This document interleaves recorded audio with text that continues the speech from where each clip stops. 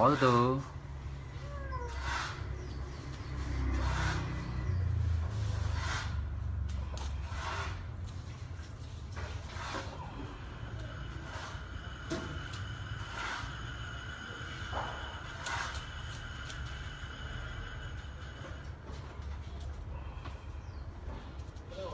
Đang rình từ kệ đó,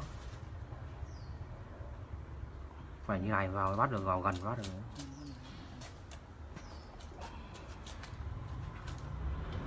Quay cảnh đi, Quay rồi.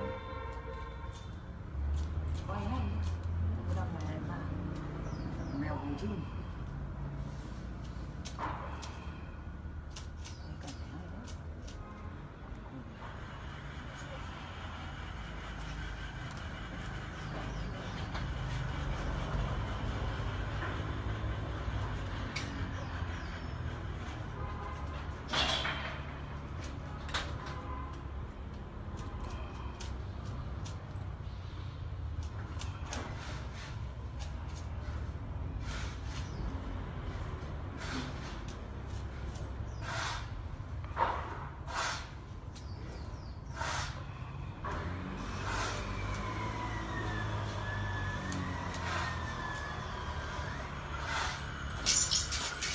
Bắt luôn, bắt được luôn. Kéo kéo ra.